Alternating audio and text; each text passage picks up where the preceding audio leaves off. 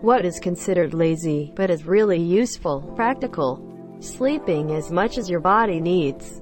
Yes, thank you. People underestimate how much sleeping helps you. My father fell and has been in a physical therapy home, and he has been sleeping a lot. He's never been more alive and talkative. Not going to work when ill. Never understood the whole "I don't ever take days off even if I'm violently sick." Thanks, pal. You just infected the rest of your coworkers. Taking long breaks during an intense studying session. My brain at least will start not remembering things after a few consecutive hours of studying. Same applies for work. Making a report or presentation that takes all day to write? You bet I'm taking a coffee and Reddit break every couple of hours. Drinking coffee and surfing Reddit all day? You bet I'm taking a report or presentation break every couple of hours. Edit. Well, thanks for the gold. That's too accurate. Working exactly the hours you agreed on. Edit. In my acceptance speech, I would like to thank the kind strangers for the gold and silver. Also, thanks to mom and dad and my dog. Who is the goodest girl? Every corporate job I ever had, I would ask the expected hours at the interview. Be told 9 to 5, and then the first day they would say, "Oops, did I say that?" It's really 8 to 6. Like, cool, my school starts at 6, this is why I freaking asked. So happy to be self-employed now. I work crazy hours, but at least I don't feel taken advantage of. I had that once. They said I could do 8 to 5 or 9 to 6. So I picked 8 to 5. No one was ready for me when I showed up at 8. And the boss called me when I left at 5 and said they meant the hours were 8 to 6. I said okay, as long as one of those hours every day is overtime. We worked out a system where some days I worked longer hours and some days shorter to have 40-hour weeks, because fuck you for trying to illegally force me to work for underpay an hour of my life every day. Now I'm salary and do that all the time, but whatevs. Taking the time to lay down and just think for a bit. Waiting to see if a problem works itself out before trying to implement a convoluted solution. Sometimes the correct answer to a problem is do nothing.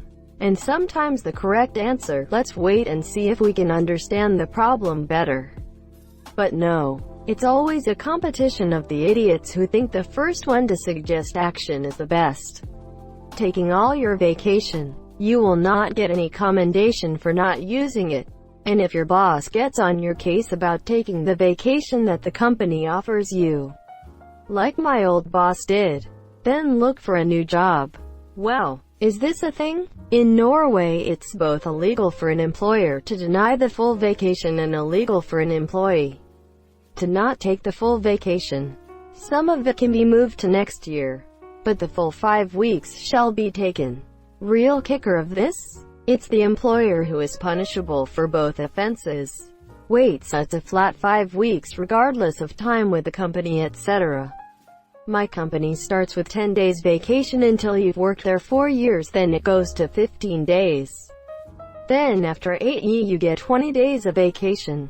That being said, if you work on certain floating holidays, you have the ability to add an extra 5 days of vacation. And I should say that this is an amalgamation of PTO and sick days. Oh yes, holidays is the #1 reason why I wouldn't consider a job in the States.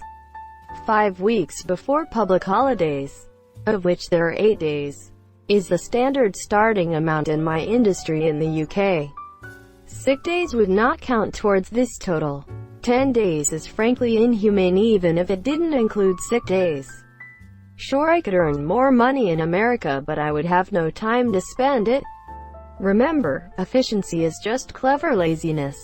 If the minimum wasn't enough, it wouldn't be the minimum, monsieur. Edit. Well, so many points. Thank you all. For what it's worth, I first saw this slogan framed on the wall next to the desk of a suicide hotline psychologist who worked as a Russian Orthodox priest in his day job. Sometimes having lazy weekends when you do nothing useful. Taking sick days whenever you need to. My boss once shamed me so bad for calling sick with a fever. Next day, tripled my workload so he could tell me, "See, we need you here." Quote, "He's a dick. Taking small breaks between assignments or work. No, I'm not avoiding doing something. I just need a small break to re-energize." This is actually the recommend method for studying. Blitzing it won't be as effective since you will just glaze it over and not retain the information. Taking days off. Manager wants to give me hassle because I'm not coming in 6 days a week. Every week. My dude, you work 30 more hours a week than I do for $5,000 more a year. Had a coworker talk down to me because I said I'd rather work 4/10s than 5/8s. Told me my generation has snowed work ethic. Motherfucker, it's the same amount of time. I just want Fridays to go see new movies and shit without having to work. Yes, I work a rotating schedule of 3/12s and it's awesome. My workplace is a factory, so people are always there. But instead of hiring 3 shifts that do 5/8s, that have day A and B shifts and graveyard A and B shifts, there's somebody working 24/6 except for holidays, and everybody gets 4 days off every week. You'll only have to work 36 hours. But if you want OT, you can just show up whenever you want on your day off and go in. No questions are asked until you hit 60 hours. But I've seen guys work 72 in a week. If anything, I feel more motivated to work extra because it doesn't ruin my weekend to go in another day. My grandmother worked in a factory like that.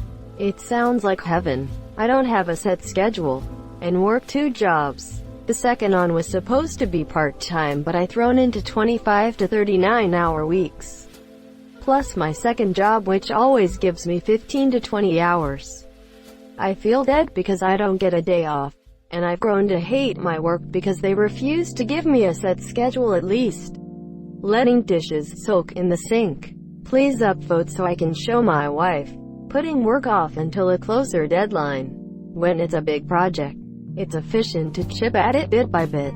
But when it's more memorization related, then it's better to study later. For instance, if I have a lecture on Monday, I prefer to watch the pre-class videos on Saturday or Sunday, rather than any time before. This way, the information is fresh in my mind. But had I watched them on Wednesday, I would have needed to review the content once more on the weekend. I feel for you poor Americans. Fight for your right to rest. A lot here is about bosses shaming standard employment ethics. People, your bosses, are dicks, man. Spending time learning how to use a program on the computer. Everybody think I'm playing games while in reality I actually make animations. Gaining potential energy. You mean like climbing a ladder? Shit, you beat me to it. Velcro shoes. I think you're too young for Reddit. Or too old. Taking a power nap. Taking a break from work and going on a walk. Problem solving is not all frontal cortex. I've worn several hats through the years. Computer programmer, mechanic, logistics, network design, mechanical engineer. Doesn't matter which. Too much time spent on a task eventually leads to brain fade. Maybe it's a new problem I just can't figure out. Maybe it's a complex problem I should be able to handle but my brain's just done. In almost every case they all get resolved by either switching tasks or just stopping altogether and going on a 20-minute brain-clearing walk. Hiring a cleaning my person if you can afford it. I always avoided hiring someone even though I do not enjoy cleaning, because it seemed lazy to me. But one time I heard Oprah say something to the effect of anyone who can afford to hire a cleaning person owes it to the economy to do so. Changed my whole outlook from I'm a lazy entitled bitch if I can't clean my own toilet to I'm offering employment, and that employee can then hire babysitters, purchase goods and services of their own, etc. Bonus: my husband and I can actually enjoy our weekends now, because we don't have to catch up on the little things. I'm a firm believer in not making my bed. It's 5 minutes of my morning I'll never to get back, and for what? To maintain a pointless aesthetic standard that no one else will see except me. I only make my bed because the big comforter blocks cats from getting litter all over my damn sheets. Electric toothbrush. It does most of the work for you. Source: am a dental hygienist. Thank you so much for watching and have a good day.